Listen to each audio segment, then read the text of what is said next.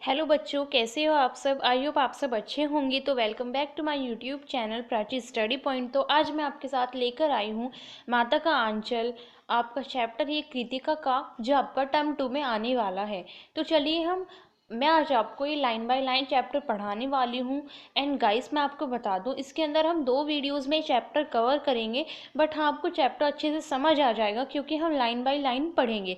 तो आप अपनी बुक भी आप डायरेक्टली फ़ोन में से भी पढ़ सकते हैं और आप अपनी बुक भी ओपन करके बैठ जाइए और मैं जैसे रीडिंग करूँगी आप साथ साथ रीडिंग करते रहिए, तब भी आपको मज़ा आएगा पढ़ने में। तो चलिए हम शुरू करते हैं अपना चैप्टर। जहाँ लड़कों का संग तहाँ बाजे मर्दंग, जहाँ बूढ़ों का संग तहाँ चरखे का दंग। हमारे पिता तड़के तड़के उठकर निमट नहाकर पूजा करने बैठ जाते थे। हम बचपन से ही उनके अंग लग गए थे। माता से केवल दूध पीने तक का नाता था, इसलिए पिता के साथ ही हम भी बाहर की बैठक में ही सोया करते। वह अपने साथ ही हमें भी उठाते और साथ ही नहला धुलाकर पूजा पर बिठा लेते। हम बबूत का तिलक लगा देने के लिए उनको तिन करने लगते थे, कुछ हंसकर, कुछ झुझलाकर और कुछ काटकर। वह हमारे चौड़े ललाट में त्रिपुंड कर देते थे। तो यहाँ पर लेखक ने बताया है कि हमारे जो पिताजी है वो सुबह सुबह उठकर नहा धोकर पूजा करने बैठ जाते थे और सिर्फ उनकी मम्मी के साथ सिर्फ उनका दूध पीने तक का नाता था और वो अपने पिता के पास ज़्यादा समय बिताते थे लेखक। तो अब यहाँ पर इन्होंने बताया है कि वो अपने पिता के साथ ही सोते, तो उनके पिताजी उन्हें भी सुबह सुबह उठाकर नहला धुलाकर पूजा करने बैठा देते थे। उनके माथे पर वो भभूत का तिलक लगा देते थे। तो अब हम देखने वाले हैं नेक्स्ट पैराग्राफ में उन्होंने क्या बताया है। हमारे लीलार में भभूत खूब खुलती थी, सिर में लंबी लंबी जटाएं थी। भभूत रमाने से हम खा के बम बोला बन जाते थे। पिताजी हमें बड़े प्यार से भोलानाथ कहकर पुकारा करते, पर असल में हमारा नाम था तारकेश्वर नाथ। हम भी उनको बाबूजी कहकर पुकारा करते और माता को मैया। तो यहाँ पर इन्होंने बताया है कि जो हमारे भोलानाथ हैं, हमारे हमारे लीलार में भभूत खूब खुलती थी, सिर में जो भोलेनाथ के सिर में लंबी लंबी जटाएं थी, उनके ऊपर भभूत अच्छी लगती थी और वो भम्बोला बन जाते थे। और उनके पिताजी उन्हें प्यार से क्या बोलते थे, भोलानाथ कहकर पुकारते थे। मीन्स इनका निकनेम भोलानाथ था। जैसे आपका भी अगर कुछ निकनेम होगा, प्यार से आपके मम्मी पापा आपको कुछ बुलाते होंगे इस तरीके से, ठीक है। और असल में लेकिन उनका नाम क्या था, उनका नाम था तारकेश्वर नाथ।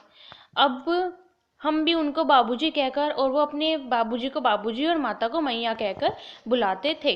तो अब हम देखने वाले हैं आगे क्या है। जब बाबूजी रामायण का पाठ करते तब हम उनके बगल में बैठे बैठे आईने में अपना मुंह निहारा करते थे। जब वह हमारी ओर देखते तब हम कुछ लज्जाकर और मुस्कुराकर आईना नीचे रख देते थे, वह भी मुस्कुरा पड़ते थे। सो आप देख सकते हैं जो हमारे लेखक के बाबूजी है, वो जब रामायण का पाठ करते थे तो लेखक भी उनके साइड में बैठ जाते थे और अपना फेस वो आईने में देखने लगते थे। बट जब उनके पिताजी उनकी तरफ देखते थे वो थोड़ा सा शर्माकर और मुस्कुराकर आईना नीचे रख देते थे। तो अब हम देखने वाले आगे क्या है। पूजा पाठ कर चुकने के बाद वह राम राम लिखने लगते। अपनी एक रामनामा बही पर 1000 राम नाम लिखकर वह उसे पाठ करने की पोथी के साथ बांधकर रख देते। तो पूजा करने के बाद उनके पिताजी क्या करते, वो रामनामा बही पर 1000 राम नाम लिखकर उसे पाठ करने की पोथी के साथ बांधकर रख देते थे। फिर 500 बार कागज के छोटे छोटे टुकड़ों पर राम नाम लिखकर आटे की गोलियों में लपेटकर और उन गोलियों को लेकर गंगा जी की ओर चल पड़ते थे। अब हम देखने वाले हैं नेक्स्ट। उस समय भी हम उनके कंधे पर विराजमान रहते थे। जब वह गंगा में एक एक आटे की गोलियां फेंककर मछलियों को खिलाने लगते तब भी हम उनके कंधे पर ही बैठे बैठे हंसा करते थे। जब वे मछलियों को चारा देकर घर की ओर लौटने लगते तब बीच रास्ते में झुके हुए पेड़ों की डालों पर हमें बिठाकर झूला झुलाते थे। तो यहाँ पर मैं एक बार आपको दोबारा बता रही हूँ बच्चों। जो लेखक के पिताजी है वो क्या करते हैं, पूजा करने के बाद वो रामनामा बही पर 1000 राम नाम लिखते हैं और उसे पाठ करने की पोथी के साथ बांधकर रख देते हैं। और वो क्या करते हैं, वो 500 बार कागज के छोटे छोटे टुकड़ों पर राम नाम लिखकर आटे की गोलियों में लपेटकर उन गोलियों को लेकर गंगा जी की ओर चले जाते हैं और वहाँ मछलियों को वो खाना डाल देते हैं। और जब वो मतलब जा रहे होते हैं तो लेखक उनके कंधे पर बैठे रहते हैं और रास्ते में जो पेड़ होते हैं, जो लेखक के पिताजी है वो उन पेड़ की हेल्प से उन्हें झूला भी झुलाते हैं। तो अब हम देखने वाले हैं आगे क्या है। आप यहाँ पर पिक्चर में भी देख सकते हैं, बच्चों कितना अच्छा लग रहा है ना, बचपन की याद आ गई लेखक की चोटी देख के, है ना। नेक्स्ट, उस समय भी हम नेक्स्ट पैराग्राफ पे थे ना। कभी कभी बाबूजी हमें कुश्ती भी लड़ाते, वे शिथिल होकर हमारे बल को बढ़ावा देते और हम उनको पछाड़ देते थे। यह उत्थान पड़ जाते और हम उनकी छाती पर चढ़ जाते थे। जब हम उनकी लंबी लंबी मूंछें उखाड़ने लगते तब वे हंसते हंसते हमारे हाथों को मूंछों से छुड़ाकर उन्हें चूम लेते थे। फिर जब हमसे खट्टा और मीठा चुम्मा मांगते तब हम बारी बारी कर अपना बायां और दाहिना गाल उनके मुंह की ओर फेर देते थे। बाएं का खट्टा चुम्मा लेकर वह दाहिने का मीठा चुम्मा लेने लगते। तब अपनी दाढ़ी या मूछ हमारे कोमल गालों पर गड़ा देते थे। हम झुझलाकर फिर उनकी मूछें नोचने लग जाते थे। इन पर वह बनावटी रोना रोने लगते और हम अलग खड़े खड़े खिलखिलाकर हंसने लग जाते थे। तो यहाँ पर इन्होंने बताया है कि कभी कभी भोलानाथ के जो पिताजी है वो उनके साथ कुश्ती लड़ते थे और वो जानबूझ कर हार जाते थे। ऐसा बच्चों के साथ करते हैं ना जब हम छोटे होते हैं। तो आपके पेरेंट्स ने भी ऐसा शायद कभी किया होगा कि वो जानबूझकर आपसे हार जाते हैं ताकि आपको अच्छा लगे, आपके फेस पर स्माइल देखने के लिए।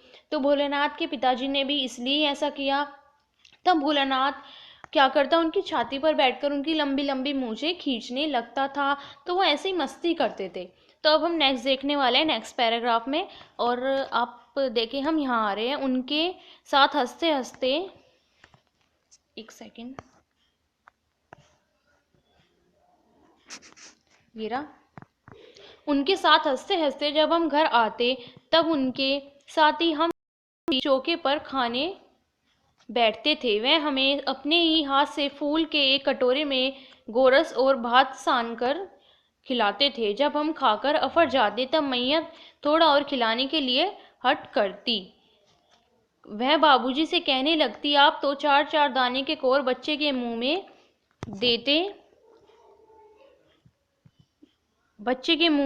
देते जाते हैं। इससे वह थोड़ा खाने पर भी समझ लेता है कि हम बहुत खा गए। आप खिलाने का ढंग नहीं जानते, बच्चे को भरमुंह कोर खिलाना चाहिए। तो यहाँ पर इन्होंने कोर बोलते हैं बच्चों, टुकड़े को बोला है इन्होंने कोर, ठीक है। तो अब यहाँ पर इन्होंने बताया हुआ है कि जब हम हंसते हंसते घर जाते थे तो हम भी अपने पिताजी के साथ खाना खाने बैठ जाते थे। तो जब हमारे पिताजी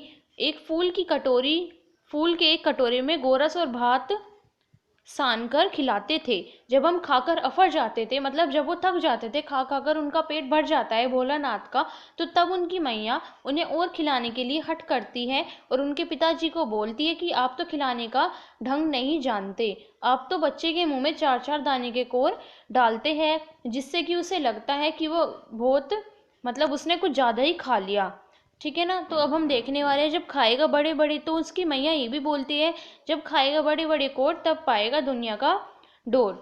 तो अब हम देखते हैं, देखिए मैं खिलाती हूँ, मर्दुए क्या जाने कि बच्चों को कैसे खिलाना चाहिए, और महतारी के हाथ से खाने पर बच्चे का पेट भी भरता है। तो हमारे जो लेखक हैं भोलानाथ है, उनकी माता मैया मतलब बाबूजी से बोलती है कि आप खाने का ढंग नहीं जानते, आप खिलाने का ढंग, आपको क्या पता कि बच्चे को कैसे खिलाते हैं, और हमें पता है बच्चे को कैसे खिलाया जाता है। तो अब हम देखने वाले आगे क्या हुआ। यह कह वह थाली में दही भात सांती और अलग अलग तोता मैना कबूतर हंस मोर आदि के बनावटी नाम से कोर बनाकर यह कहते हुए खिलाती जाती कि जल्दी खा लो नहीं तो उड़ जाएंगे। पर हम उन्हें इतनी जल्दी उड़ा जाते थे कि उड़ने का मौका ही नहीं मिलता था। तो बच्चों देखो, इसमें भी इन्होंने बचपन की याद दिला दी। ये चैप्टर है इतना मस्त, अगर आप इसे थोड़ा सा फील के साथ पढ़ेंगे तो आपके समझ भी आएगा और आपको मज़ा भी आएगा। तो आपने देखा होगा ना कि छोटे बच्चे जो होते हैं उन्हें खिलाते हैं कि ये मम्मी का टुकड़ा, ये पापा का, ये चिड़िया का, ये मैना का, ऐसे कहकर खिलाते हैं ना। तो जो हमारे भोलानाथ की मैया हैं उन्होंने भी ऐसे ही लेखक को वे भी खाना खिलाती थी और ये कहती थी कि ये तोते का या मैने का, जल्दी खा लो नहीं तो ये उड़ जाएंगे। एंड आई होप आपको ये समझ में आया होगा जो मैंने अभी आपको इतना पढ़ाया बच्चों। अगर आपको कहीं भी थोड़ा सा भी कन्फ्यूज़न है तो आप नीचे कमेंट सेक्शन में बता सकते हैं। देखो बच्चों, आप इस बात की टेंशन ना ले कि हम 2 वीडियो में कवर कर रहे हैं, बट हम लाइन बाय लाइन पढ़ेंगे ताकि आपको समझ आए। आप जब सेकंड टाइम पढ़ो आपको लगे कि हाँ मैंने ये पढ़ा हुआ है, मुझे समझ आ रहा है। तो अब हम देखने वाले हैं आगे उन्होंने क्या बोला। जब हम सब बनावटी चिड़ियों को चट कर जाते थे तब बाबूजी कहने लगते, अच्छा अब तुम राजा हो, जाओ खेलो। बस हम उछलकर बस बस बस हम उठकर उछलने कूदने लगते थे। फिर रस्सी में बंधा हुआ कांड का घोड़ा लेकर नंग धंगन बाहर गली में निकल जाते थे। तब कभी मैया हमें अचानक पकड़ पाती, तब हमारे लाख झटपटाने पर भी एक चुल्लू कड़वा तेल हमारे सिर पर डाल ही देती थी। हम रोने लगते और बाबूजी उस पर बिगड़ खड़े होते, पर वह हमारे सिर में तेल बौंदकर हमें उबटकर ही छोड़ती थी।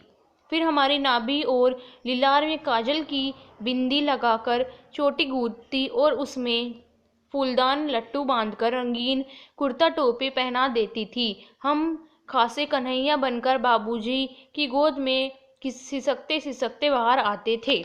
तो जब उन्होंने लेखक खाना खा लेते तो उनके बाबूजी कहते कि अब तुम शेर हो जाओ, अब तुम राजा हो, खाओ जाओ खेलो। तो उसके बाद जो हमारे भोलानाथ है वो बाहर मतलब उछलते कूदते हुए बाहर उठकर आते हैं। बट क्या होता है, उनकी मैया उन्हें पकड़ लेती है और उनके सिर में तेल डालने लगती है, उन्हें काजल का टीका लगाती है, उनके लाख मना करने पर भी। तो गाइज इस पैराग्राफ में यही था। अब हम आगे देखने वाले हैं। इसमें कुछ वर्ड्स मीनिंग है, अगर आपको समझ ना आ रहे हो तो जैसे लिलार इन्होंने माथे को बोला है। एंड यहाँ पे एक और था, मैं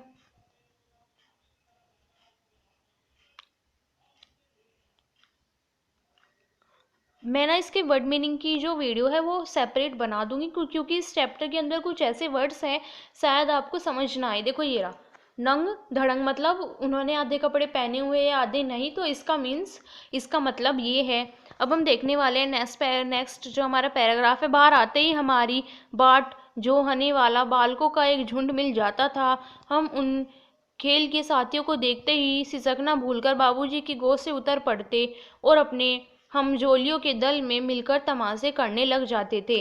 सो गाइस वही है, पहले तो लेखक की मम्मी जब उन्हें ज़बरदस्ती सिर में तेल डालते हैं, उन्हें काला टीका लगाती है तो वो थोड़े चिड़चिड़े होकर रोने लगते हैं। बट जब वो बाहर आते हैं अपने फ्रेंड्स के पास, उन्हें देखते हैं तो वो अपना रोना भूल के खेल में लग जाते हैं। नेक्स्ट है हमारा तमाशे भी ऐसे वैसे नहीं, तरह तरह के नाटक। तबूचे का एक कोना ही नाटक घर बनता था। बाबूजी जिस छोटी चौकी पर बैठकर नहाते थे वहीं रंगमंच बनती। उस पर सरकंटे के खंभों पर कागज का चलौंदा टानकर मिठाई की दुकान लगाई जाती। उसमें चिलम के खोचे पर कपड़े के थालों में ढेले के लड्डू, पत्तों की पूरियाँ, कचौरियाँ, गीली मिट्टी की जलेबियाँ, फूटे घड़ों के टुकड़े के बतासे आदि मिठाइयाँ सजाई जाती।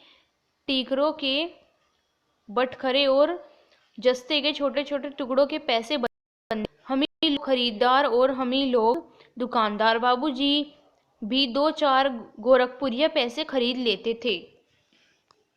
तो आपको पता है जब मतलब आप भी छोटे होंगे, आप भी इसी तरीके से खेलते होंगे। एंड हम तो खेलते थे बच्चों, जैसे कि हमारे पास कुछ घर में सामान है, कोई कटोरी वगैरह, तो हम उसका ही बना लेते थे, ये हमारा वो है, ये हमारी दुकान है। तो लेखक भी ऐसा ही करते थे, वो अपने घर का कोई कोना पकड़ लेते थे। जैसे कि इन्होंने बताया चबूतरे का एक कोना नाटक घर बनता था और कागज की जलेबियाँ, तो यहाँ पर क्या है, मिठाई की दुकान वगैरह लगाते थे। ये पत्तों की पूरियाँ बनाते थे, गीली मिट्टी की जलेबियाँ बनाते थे, ये फूटे घड़ों के बतासे मिठाई बनाते थे। तो यहाँ पर आप इसे एक बार पढ़ लेना, क्योंकि मोस्ट इम्पोर्टेंट है, क्योंकि यहाँ पर आपसे क्वेश्चन में मतलब आपका जो टर्म 2 है वो सब्जेक्टिव है, तो उसमें पूछा जा सकता है कि लेखक मतलब अपने खेल के लिए क्या क्या सामान इस्तेमाल करते थे। समझ रहे हो ना आप बच्चों? तो आप इसे एक बार अच्छे से पढ़ लेना। सो नेक्स्ट पैराग्राफ में इन्होंने बताया, थोड़ी देर में मिठाई की दुकान बढ़ाकर हम लोग घरौंदे बनाते थे, धूल की मेड़ दीवार बनती और तिनकों का छप्पर, दातुन के खंभे, दिया सलाई की पेटियों के किवाड़, घड़ों के मूड़े की चूल्हा चक्की, दिए की कढ़ाई और बाबूजी की पूजा वाली आचमनी कलछी बनती थी। पानी के घी, दूध के पिसान और बालू की चीनी से हम लोग ज्योनार तैयार करते थे। हम ही लोग ज्योनार करते और हम ही लोग ही ज्योनार बैठती थी। जब भगत बैठ जाती थी तब बाबूजी भी धीरे से आकर पात के अंत में जीमने के लिए बैठ जाते थे। उनको बैठते देखते ही हम लोग हंसकर और घरौंदे बिगाड़कर भाग चलते थे।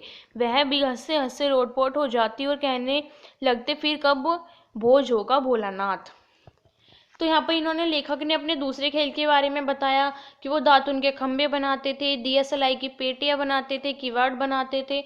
तो बच्चों आप ये ना एक बार पढ़ लेना, क्योंकि ये पैराग्राफ थोड़ा सा इम्पोर्टेंट लग रहा है, बल्कि ये इम्पोर्टेंट है आपका टर्म 2 के व्यू से, ठीक है ना। क्योंकि आपसे पूछा जा सकता है कि जो हमारे लेखक है भोलानाथ, वो कैसे कैसे खेल खेलते थे, और वो तो आप उसे एक्सप्लेन कीजिए, ठीक है ना। ये आपके लॉन्ग क्वेश्चन में आ सकता है। तो अब हम देखने वाले हैं नेक्स्ट पैराग्राफ में क्या है। ये आपका अभी ये 1 2 3 और ये आपका 4। सो बच्चों मैं अब थोड़ी ज़्यादा लंबी वीडियो हो जाएगी, तो अभी हम थोड़ा सा और करते हैं, उसके बाद हम सेकंड पार्ट बनाएंगे, क्योंकि ज़्यादा लंबी वीडियो हो जाएगी, आप भी बोर हो जाओगे और मैं भी। तो हम कहाँ थे? हम थे यहाँ। सिर्फ हम ये पैराग्राफ और कंप्लीट करते हैं, उसके बाद हम सेकंड वीडियो में करेंगे।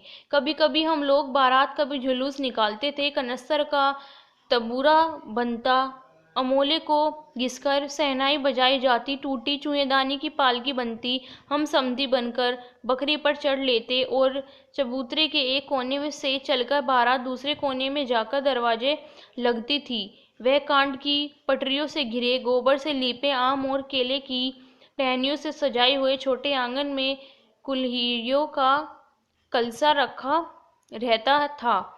वहीं पहुंचकर बारात फिर लौट आती थी। लौटने के समय खटोली पर लाल ओहार डालकर उसमें दुल्हन को चढ़ा लिया जाता था।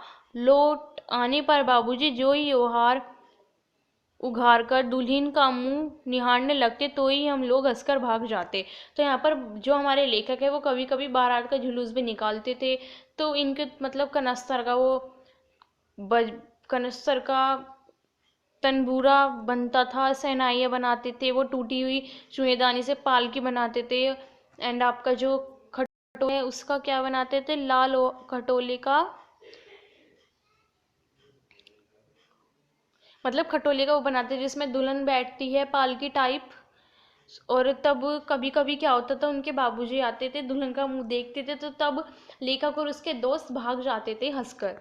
तो नेक्स्ट इन्होंने बताया, थोड़ी देर बाद फिर लड़कों की मंडली जुट जाती थी। इकट्ठा होते ही राय जमती की खेती की जाए, बस चबूतरे के छोर पर घिरनी गिर जाती और उसके नीचे की गली कुआं बन जाती थी।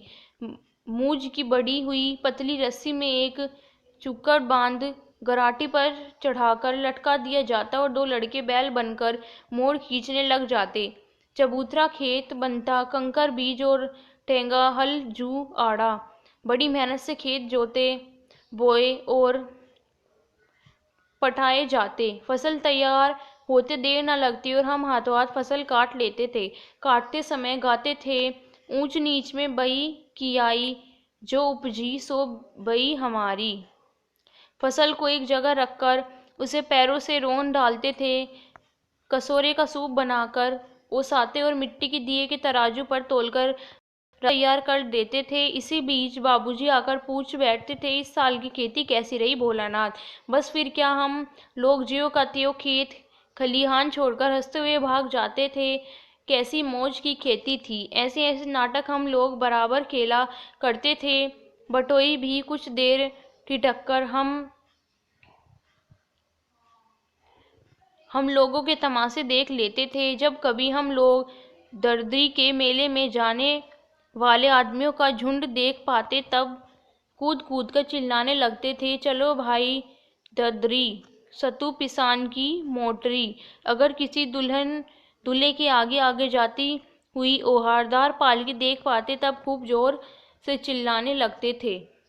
सो अब हम नेक्स्ट वीडियो में करने वाले हैं। तो इन्होंने यहाँ पर बताया, एक बार मैं देखो लेखक कौन कौन से गेम खेलते थे।